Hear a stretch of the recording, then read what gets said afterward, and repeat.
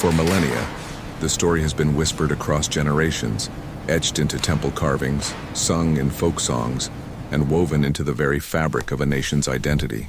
It is a foundational myth, a narrative of divine coupling that explains the unexplainable.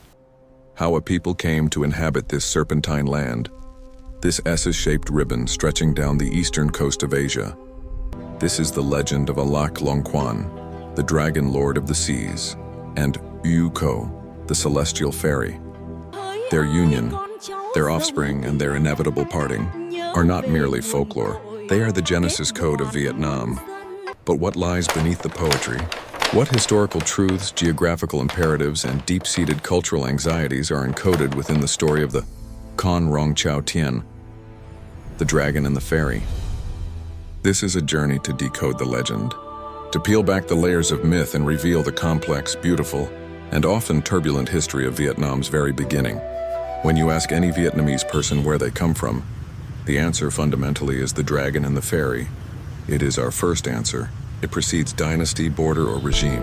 It establishes our spiritual geography. But the components are critical. Why a dragon? Why a fairy? The legend posits two distinct yet complementary ancestral streams. Uko descends from the high heavens, the realm of clouds and order. Lac Long Quan rises from the deep, the realm of water, mystery, and the untamed. This duality is the key to understanding the earliest Vietnamese civilization. In many ancient agrarian societies, you have a tension between the settled and the wild. The fairy represents the orderly, the refined, perhaps even the influence arriving from more established northern cultures, the Chinese cultural sphere, certainly. She brings the structure of the highlands, but the dragon in East Asia, particularly in water-rich environments like the Red River Delta, is not a monster. It is a deity of fertility, rainfall, and crucial, navigation. The Red River Delta, where the first Vietnamese state, Van Lang, supposedly emerged, was a landscape defined by water. Floods were constant, survival was contingent upon mastering the currents, and rice cultivation demanded sophisticated hydrological engineering. Lac Long Quan, the Dragon Lord, is the embodiment of this mastery. He is the spirit of the Mekong and the Red River systems. If you look at the architecture of the early Hung kings, civilization, the Bronze Age culture of the Zhongshan people, their artistic obsession is the boat. The drum surfaces depict armies moving across the water. Their world was the river. Therefore, their primary divine ancestor must be the master of that domain. He is the indigenous water spirit, the protector of the rice paddies. The Dragon Lord roots the people firmly in the soil and the water of their homeland. He represents the indigenous response to the challenges of this unique geography. The myth continues. Uko, captivated by the Dragon Lord's power over the fertile realm, descends. They marry, and the result is an extraordinary progeny, 100 sons. The number 100 in ancient numerology often signifies completeness, totality, or the amalgamation of all existing groups. The 100 sons is almost certainly a political or ethnographic statement. It's not a literal count. It's the declaration that all the disparate tribes, the mountain peoples, the delta dwellers, the groups stretching from the southern coast up toward what is now southern China, they are all unified under these parent figures. It is the first national census, and the lineage is critical. The eldest son, Kin Duong Vuong Ngao, inherits the earthly dominion. He becomes the first Hung king, establishing the Van Lang state. This is the point where mythology transitions, however delicately, into proto-history. It establishes a clear singular line of succession that legitimizes thousands of years of Vietnamese monarchy. The legend then confronts its greatest historical challenge, the inevitable separation. The fairy, bound by the nature of her celestial origin, longs for the mountains and the sky. The Dragon Lord cannot abandon the waters that sustain his kingdom. They divide their children.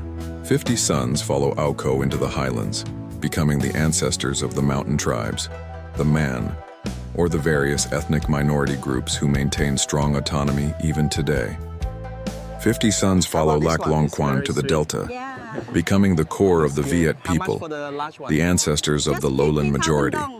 This parting is perhaps the most brilliant piece of historical mapping in the entire narrative. It acknowledges the internal ethnic diversity of the ancient territory, while maintaining the narrative unity under the shared parentage. It explains why the Vietnamese people historically view the relationship between the kin majority and the myriad of minority groups as fundamentally familial. They share a common, albeit separated, origin. To understand the function of the dragon and fairy legend, one must understand the geopolitical reality surrounding the birth of Vun Lang, circa the 3rd millennium BCE. To the north lay the powerful agricultural and military machine of successive Chinese dynasties. The creation myth serves an essential political purpose in the face of overwhelming external power. If your origins are purely indigenous, born of the water and the earth, you establish an incontrovertible claim to the land that no external force, particularly one that claims celestial mandate from a different heaven, can easily dispute. In the Chinese dynastic records, the people of the south, the Bak Viet, were often described as semi-civilized or rebellious. The Vietnamese creation myth is a direct counter-narrative.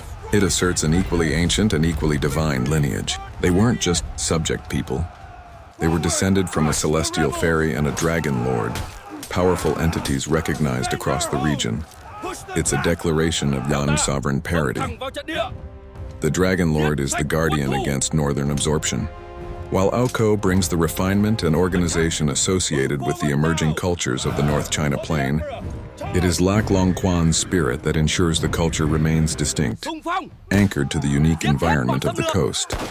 The legend allows the Vietnamese state, even under centuries of direct domination later on, to maintain an inner core of identity when the North tried to impose its language, its names, its administrative structures.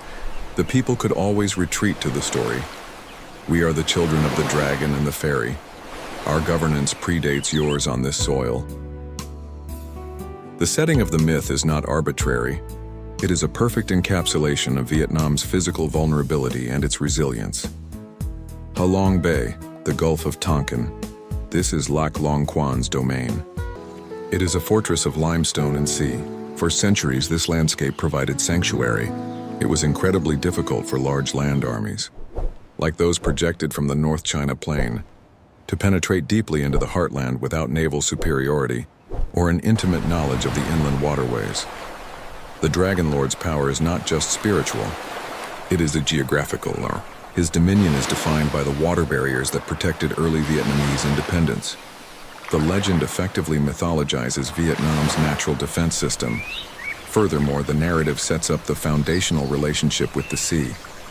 While the lowland kingdom was defined by rice, the connection to the sea, fishing, trade, and crucially escaping invaders, was always paramount. Lac Long Quan ensures that the Vietnamese spirit is always amphibious, capable of moving between land and water. This trait would define their resistance movements throughout history. The sons who stayed with the Dragon Lord learned to live with the water, not just on it. They became the sailors, the innovators of the bronze drums, the inheritors of a specific, resilient coastal culture. Millennia have passed since the alleged union. The Hung kings gave way to the Trung sisters, to the Ngo, the Le, the Tran, and the Lê dynasties. Vietnam faced invasions, occupations, and wars of unification. Yet the dragon and the fairy remain. Why does this ancient story still hold such power after 3,000 years of documented history? Because it functions as a living ethos. It is the cultural operating system. It teaches us that we are resilient because we are dual. We have the adaptability of the water and the steadfastness of the mountain. In times of national trauma, particularly during the French colonial period or the American War, the Con Rong Chau Tien narrative resurfaced powerfully. It was a source of psychological strength. It whispered, "You have survived this division, this pressure before. You were forged from a union of divine powers. You are meant to endure." The annual pilgrimage to Pu Tho, the supposed ancient capital, is not mere tourism. It is a ritual reaffirmation of the national bond. By honoring the descendants of the dragon and the fairy, modern Vietnamese reaffirm their commitment to the land and to each other, transcending regional and political differences. The legend of the dragon and the fairy is rarely discussed in terms of literal historical fact. Its power lies in its profound metaphorical structure.